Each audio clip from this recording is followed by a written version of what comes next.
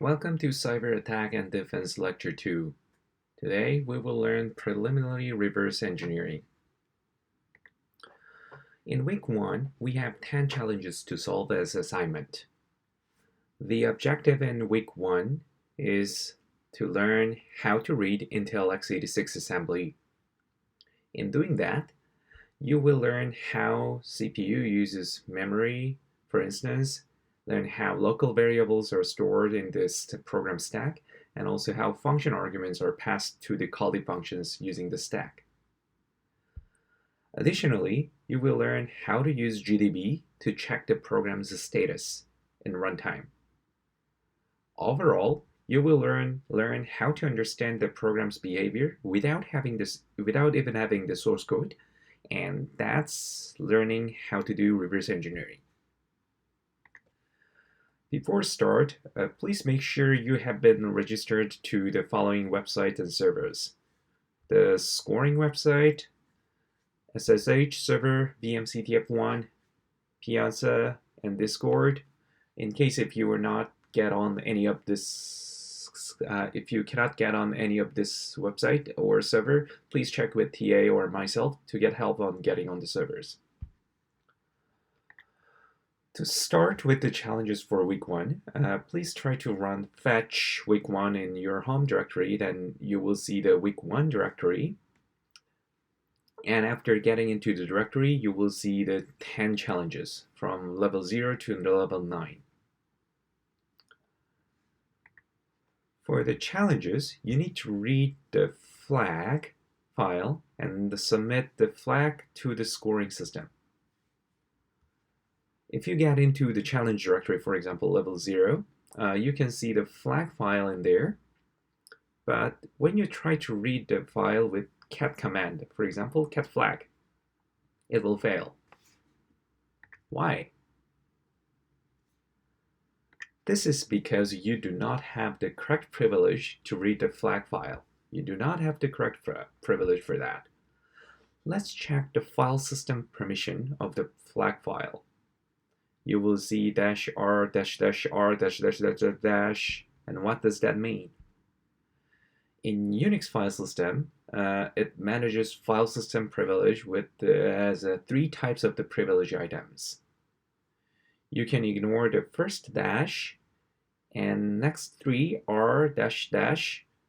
This means the privilege of the owner of the file. Owner user is mentioned right next to the privilege triplet. So week 1 level 1 solved, that's the username, and this owner can read the file. And the next 3, blue R --, this means group privilege and privilege of the group members of the file. And the group member is indicated right next to the username, week 1 level 1 solved. That's the group ID that is allowed to read this file. And the last 3 means the privilege of any other users. This is right now triple dashes. Then it means there's no privilege at all. So regular user other than the owner of the file or the group member of the file cannot do anything. So that's why we cannot read the flag. Then let's do a quick quiz based on this information. What does the following privilege indicator means? The first one, RW-, RW-, R-. This means that the owner can read-write, group members can read-write, others can only read. Next, this privilege indicator means that the owner can read, write, execute, but all the other group members or other users cannot access the file. This is the basic about the file system permissions. And let's revisit the privilege level.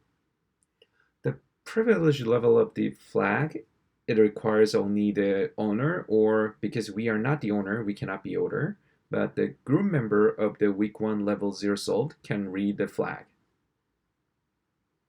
But we are not in that group, so that's why we cannot we cannot read that. Then how can we read the file? Then please take a look at the privilege level of the level 0 binary program. You can see a special thing, RWS, in the group privilege indicator. This is not X, so this is the location of the executable or not, but S indicates during its execution, it inherits the privilege of the group member. So that means while you are running this program, you will become a group member of the week 1 level 0 solved group.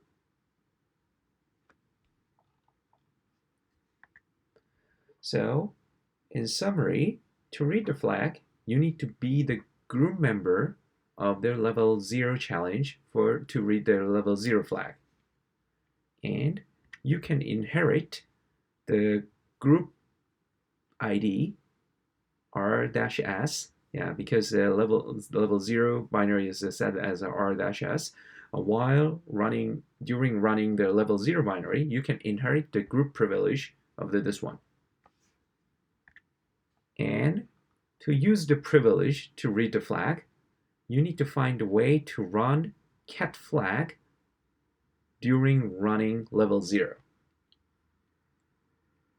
So the program basically asks for the password, and if you supply the correct password, then it will spawn a privileged shell.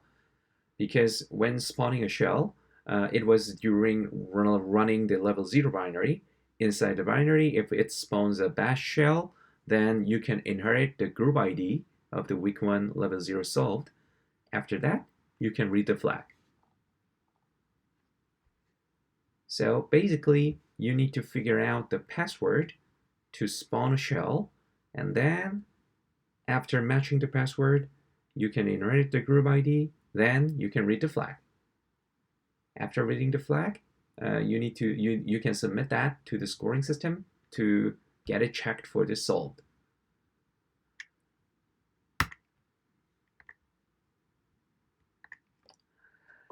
And as an example for how you can control the program and get the privilege and read the flag, let's take a look at the level 0 source code. The source code is not provided with the challenge, but I will show you this as one as an example. First, the function has a getAShell function. It inherits the group privilege, so the function set real and effective group ID to effective group ID, and then it runs bin bash, which is a shell, and this let you run any kind of program after inheriting the group ID privilege. So after running getAShell, if you run cat flag, then you can read the flag. Next, in the main function, it asks for the password, get a string, and do the string compare. If your input matches to the password, then it will call getAShell. Otherwise, it will not call getAShell. So the objective of this challenge is that identify the password and supply the correct password, then it will give you a shell for the privileged one. So the goal of each challenge is to figure out the user input that drives the program to invoke this getAShell function. Afterwards, you can run cat flag and read the flag. That's all same for the level 0 to level 9, but the internal logic in the main function is the different part. If you take a look at the source code, the problem seems very easy. So you can directly see the password here. But the problem is that for the challenges, you do not have the source code. There's no source code at all. But please don't worry. We, as a Cyber Ninja, we do not require program source code to analyze and understand the behavior of the program. To this end, we will learn how to do basic reverse engineering. The first step to do reverse engineering is getting the assembly code of the program. We call that process as getting disassembly of the program. The way to get the disassembly is simple. We can run GDB, which is a GNU debugger, and by typing GDB level 0, then it will attach GDB and run with the level 0 binary. And inside the GDB, if you run this as main, then you will see the assembly code of the main function. Next, let's compare the source code and disassembly. This code is very human-friendly. It's easy to understand. But for the disassembly, this is not human-friendly at all. I believe some of you can understand what it means, but most of you do not know what it does. But please don't worry about this. We will learn how to translate this esoteric x86 assembly code into C-like pseudocode in the first week. To start with, we will learn few basic things about the Intel x86 assembly. Basically, we will use a GNU syntax that is default to the most of the open source software, which is a little different with the Intel syntax. In this syntax, the instruction and operands are written as instruction, source, destination, sequence. For example, move ESP, EBP. This means ESP is the source, EBP is the destination, so to put the value of the ESP to EBP. So if you translate this source, destination, move instruction into C code, then this will be EBP equal ESP. So we put ESP value to EBP. Next, move 0, move the value of the 0 to EAX. So it will assign value 0 to EAX. So if you translate this code into the C code, then EAX is equal 0. And the next one, a snippet that I extracted from this assembly, move long. So move L means move 4 bytes, value 0 to -4 EBP. And this means that they assign the value 0 to the address pointed by EBP -4. So this parenthesis means the dereferencing. So if you regard EBP as an integer pointer, because the size of the integer is 4, we can divide the index by 4, then EBP -1 to be 0. And then there is a single operand instruction, and in such a case, the operand is the destination. For example, to call a function, so we can put call address, then it just calls a function in this address. And then this instruction will call Printf function. And next is a jump address, jump instruction. For example, JNE, jump, not equal.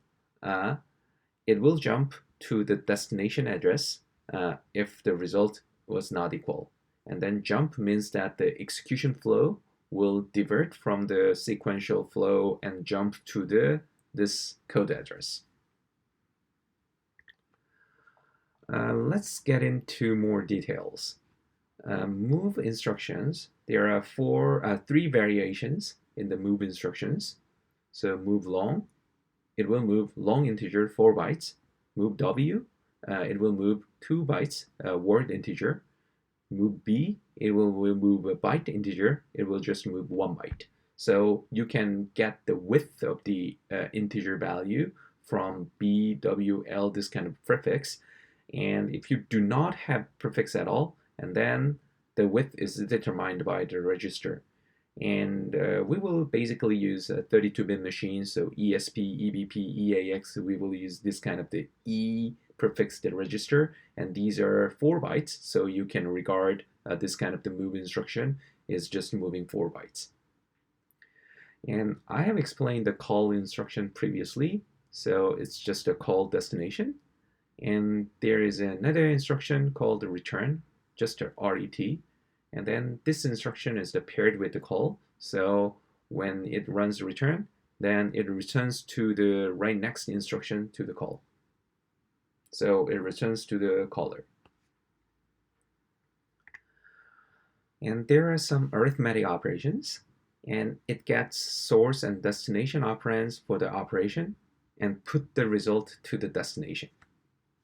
For example, add EAX, EBX means add EAX and EBX and then put the result on the destination EBX.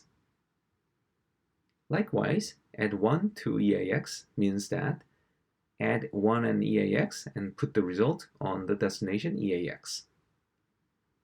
Subtract value 0x228 ESP, so it will subtract 228 from ESP and then put the result to ESP. And last, XOR EAX. EAX means that apply exclusive OR to EAX and EAX and put the result to EAX. So the important thing is that run the operation between these two operands and then put the result on the destination operand. Next is about comparison and jump instructions. These instructions are for implementing if clause and or while or for loops. Compare instruction first. Compare instructions compares a source to destination. So for the example, it compares the value 0 to EAX and means that comparing the value 0 to EAX and store the result not in EAX, the comparison result will be stored into eFlags register. You cannot control the eFlags registers, and this will automatically be controlled by the CPU via compare, test, or arithmetic operations. And these eFlag registers will be used by the jump instructions. And there are many jump instructions that we can use after this kind of the comparison instruction. For example, JE means jump if equal, so it could be translated as if EAX equal to 0 if this is following this comparison instruction. And J and E means if EAX is not equal to 0. JG is like if EAX is greater than 0. And JGE is jump if greater and equal to 0. And there is another special instruction jump without any kind of condition, so it will unconditionally jump to the target destination anyway. And there are many jump instructions, so if you are interested in, please refer to this website to see like all the jump instructions in here. Next is about registers. In 32-bit x86 CPU, we have 8 registers in total. EAX, extended AX register, it is a 4-byte register that stores the function return value. EAX can store any kind of value, but after the function call, in current standard, it will store the return value of the function. So if we call string compare, we expect 0 as a result for the case of the matching two strings are same, and then that kind of result will be stored in the EAX when the function returns. And EBX, ECX, EDX, these are general purpose registers, so we can store any kind of values. And ESI and ESI, this is a 4-byte register. We can store any value, but sometimes it's often used for indicating the source data address. That's why ESI, S means source. And then EDI is the pair of that, so it often indicates the destination of the data address. So these registers can be used in the source and data for some of the instructions. And there are 2 special registers, EBP and ESP. So EBP is a 4-byte register that stores a stack frame base. So that's why it's called as a BP, the base pointer. And then ESP points to the stack frame end, and that's why it is called SP, because it's a stack pointer, BP, SP. On top of these 8 registers, x86 CPU has one more register called EIP, the instruction pointer. However, this register is not exposed to the assembly language at all, so we can't access it, but it's there and hidden. And one caveat in x86 assembly in GNU syntax is about the numerical value in assembly code. So the simple rule is that the value prefixed with the dollar flag indicates an immediate value. So the number $0x80488700, this means the integer value 0x80488700, and the number starting with the 0x means the hexadecimal number. Then if we run the instruction movl $0x80488700 edx, then it's equivalent to the putting this value to edx. However, a numerical value without having the dollar prefix regarded as an address.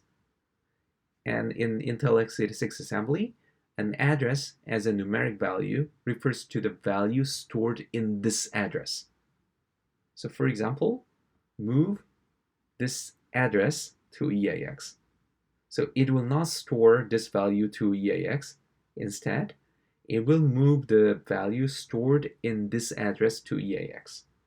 So for example, if the memory address 0x80486FD stores a value 32, then it will store 32 to EAX, not this value.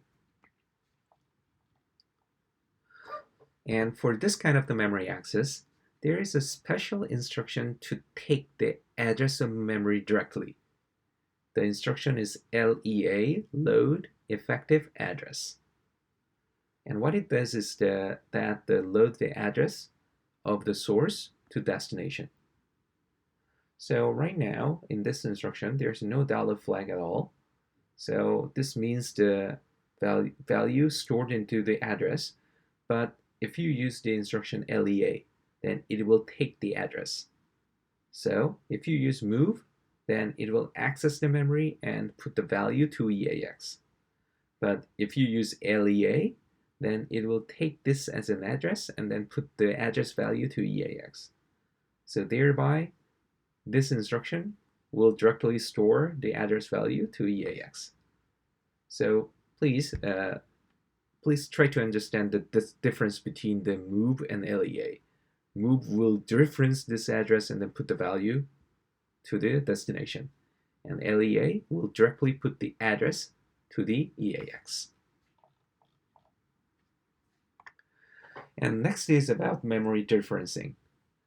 Wrapping a register with parentheses means dereferencing an address. So actually, it regards ESP as an address and then getting the value of it, or putting the value to that.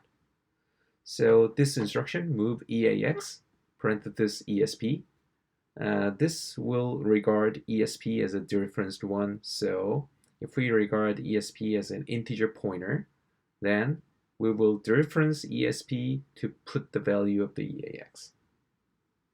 And this will be same as storing EAX to ESP accesses with a 0 index, because there is a no index here. But sometimes you can see some of the index here, right before the parenthesis. And this instruction, move L, move 4 bytes, 0 to EBP minus 4, it means we need to move 0 and store that to the address pointed by EBP minus 4. And if we regard EBP as an integer pointer in C, then we can divide this index by the size of the integer. So we need to store value 0 to EBP minus 1. Then that will be the same as a EBP accessing a -1 index and store 0 to that. So please make sure that this parenthesis over the register value means that we are dereferencing the register, so we regard this register as an address, and then the number outside the parenthesis means that the index, and if the number is omitted, then the index is 0. I just went over a brief intro to x86 assembly, but there could be some instructions that you are not familiar with. In such a case, please search the instruction name and x86 at Google, on Google. Then you can see the link from c9x.me or others, Felix Schuster or something, yeah, that describes each instructions in very detail. So, and when you try to refer to this kind of information, so you don't know about what IMM8 or M8, M32 this means, then please refer to the legend on the right side. This will describe like what each of the things means. And immediate value here means that the dollar flag, the numerical value. Next is about how programs are using stack for local variables and argument passing. This diagram on the right side briefly shows that shows a brief summary of this, and we will go over details of the how stack is being used with the level 0 example in next few slides. In summary, CPU stack grows from the top to bottom, grows down, and it starts with the address pointed by EBP and ends with the address pointed by ESP. And the negative indexing over EBP, so subtract sum of the offset from EBP. These are for storing local variables. So please memorize that. Negative indexing over EBP means local variables. And then non-negative value, non-negative value indexing over ESP. So ESP0, ESP4, these are used for passing function arguments before calling the function. So memorize two things. Negative index over EBP means the local variable, and non-negative index over ESP means that the argument passing, purple one. Then let's see how the program uses the stack with the level 0 example. At the start of the main function, it has 3 instructions, and at the start, when we call the main function, the stack construction looks like this. ESP points to the end of the stack. And then it runs the first instruction, push EBP. The push instruction puts the operand EBP on the stack and move down ESP by 4 bytes because we are running on the 32-bit machine. And then the next instruction, move ESP EBP.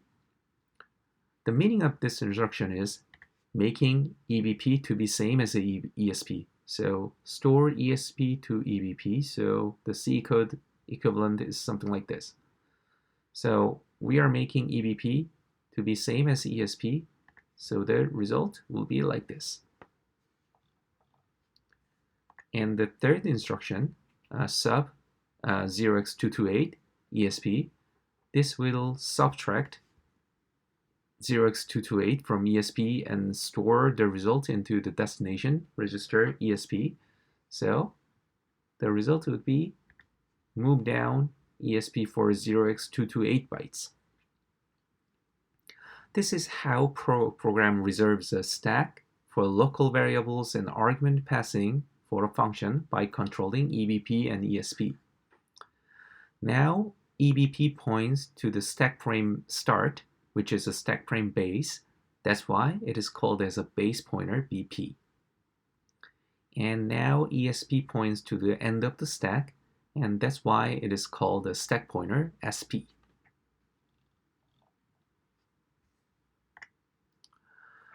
And then let's see how the program uses the stack for argument passing.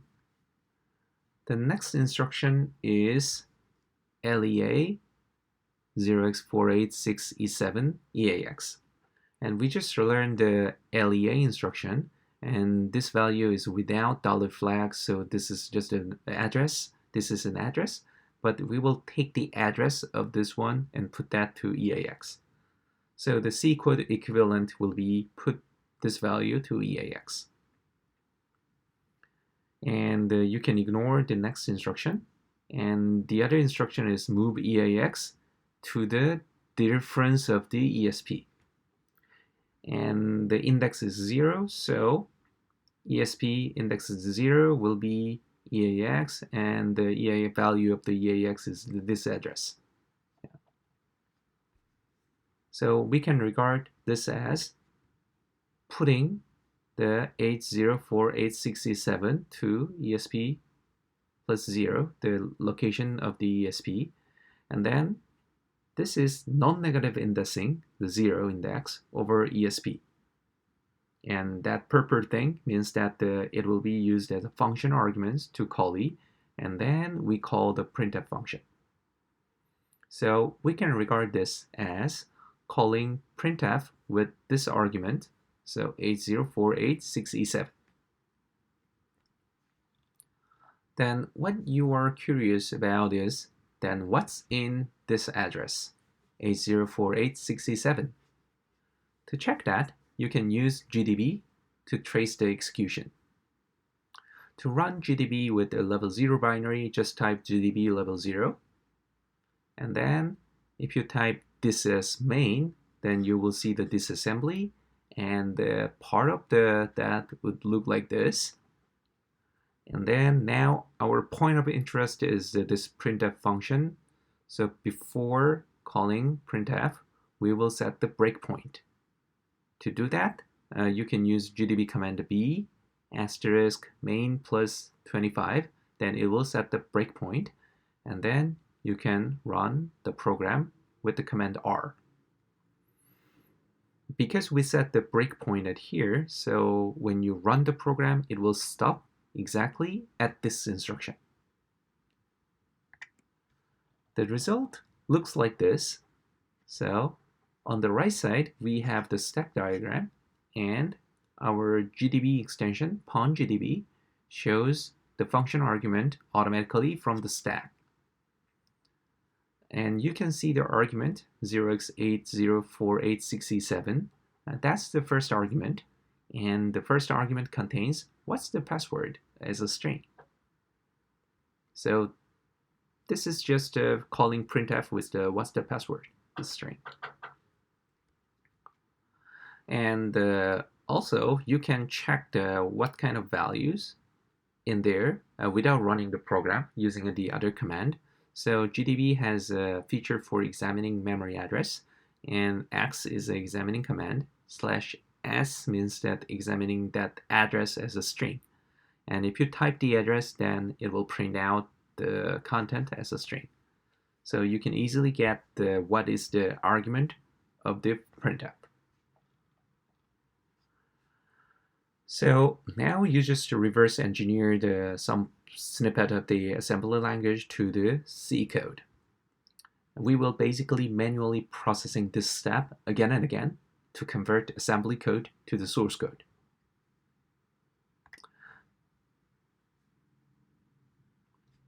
Yeah, so it's something like this, and you will see that the same printf code is shown on the source code.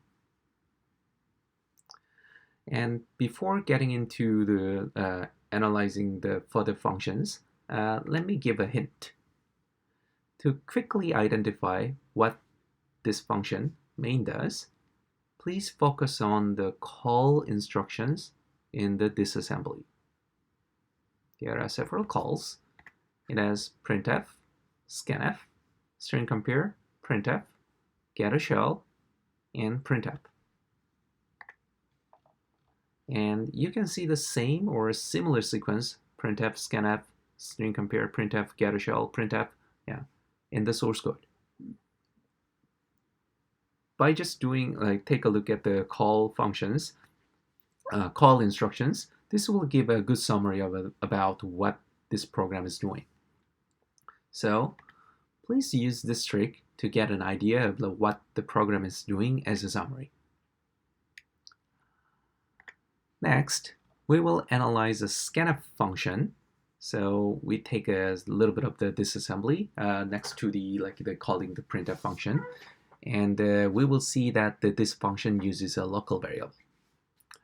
So the first instruction is a LEA, this address to ECX, so we just put the address to ECX. And then LEA, negative index over EBP. So the second instruction is using the negative index over EBP means that it will access the local variable. Positive index over a non-negative index over ESP means that argument passing, but negative index over EBP means that local variable.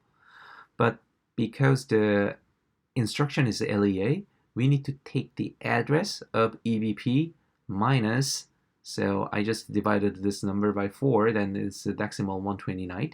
Yeah, that to EDX. Yeah, so we need to take the address because the instruction is load effective address. And then we move ECX to 0 ESP, which means the first argument, and EDX to the 1 ESP, which is the second argument. So the stack construction would be something like this. So there will be a local variable at EBP minus 204. Yeah. So negative indexing over EBP means the local variable. And then we put the first argument as this address, and second argument as the address of the EBP minus 204. So the address of this local variable. Then let's analyze what Scanf does. So right now, Scanf is called with this address and then address of the EBP minus 204. And to do that, we can set the breakpoint at the main plus 55 right at the calling the Scanf by doing this.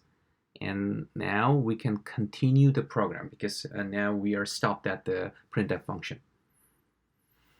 Then you will see that how the Scanf function is called. So its first argument is 80486FD. Yeah, it stores %s. Then you can interpret this as Scanf %s. It will get the string input and then store the result into the address pointed by EBP minus 204. And then it looks similar to the source code. EBP minus 204 will be the buffer local variable. Next is about string compare. The first instruction is the LEA, the local variable, to ECX. So it will take the address of the local variable to ECX. And the next instruction is the move ESP to EDX. So it will put ESP to EDX. So now EDX stores the same address as the ESP, so EDX is just the alias of the ESP. So this is because it's an optimized code, so that's why this kind of thing happens. But you may regard EDX as an ESP for the following instructions.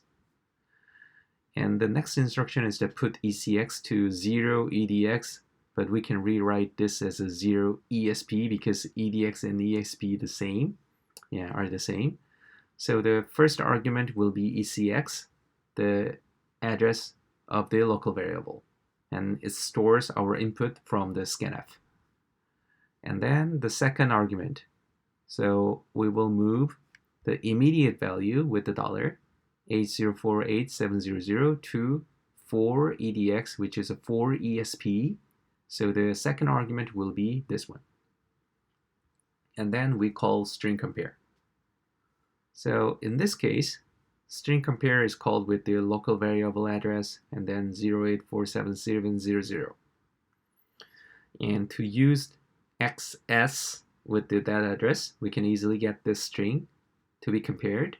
Then string compare is called with the local variable and compare this with the password string.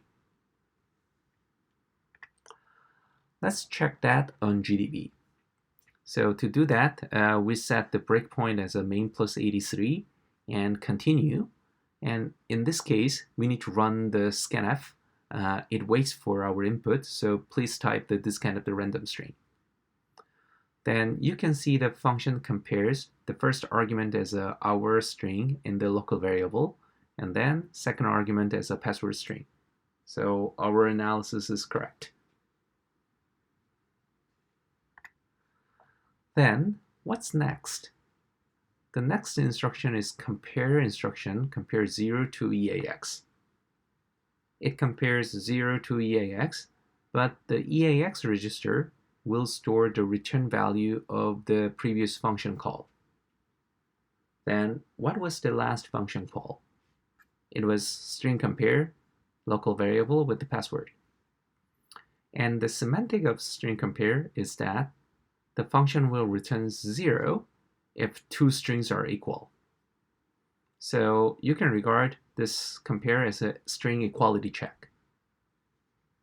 And when you meet a compare instruction, you can think of creating either if, while, or for loop in C code. But in this case, we do not have a loop, so we can regard this as an if condition. So right next instruction to compare is JNE. Yeah. So it will compare EAX to 0 and jump not equal means. So if EAX not equal to 0, it will run starting from main plus 127. Otherwise, it will not jump. So it will just continue to run the instruction right next to this one. So we can create this kind of the branching using if clause. Then we can rewrite this as if and else clause. So the jump was J and E. So if not equal, it jumps to the main plus 127. And now we know how to analyze these three lines of the assembly. It will take this address to EAX, and EAX put as a first argument 0 ESP, then call printf. So it's calling printf with this address, so it prints wrong password. So if the EAX is not 0, that means the string compare result says the strings are not equal, then it will print out wrong password and encrypt. And in the else condition, the next three lines are using this address to EAX and use that as a first argument and call printf. And then that string is correct, so it'll print out correct, and then call getAshell function. This is the end of the analyzing level 0 binary. Let's combine all the code that we did reverse engineering. Now this looks like a C code that we can understand easily. So it prints what's the password and get the string, store that to the local variable, and compare the result. And if the result is same with this string, then it will say correct and run getAshell. And let's compare this code with the original code. It looks very similar, right? This is how you can translate assembly code into C-like code. For the next few slides, I put some useful information for you. So please read these items for your information about how to use tmux, debugger, etc. And today, we will have Zoom meeting at 3 p.m. for the tutorial for level 5. So I will post the Zoom link on Discord, Piazza, and Canvas so you cannot miss it. So please come to Zoom session and I will demonstrate how to solve level 5. And make sure that our assignment due is on April 13th. And I'm not lying, although today is April Fool's Day. And you will have enough time for solving 10 challenges. So having fun with challenges and see you in Zoom meeting room at 3 p.m. Thank you.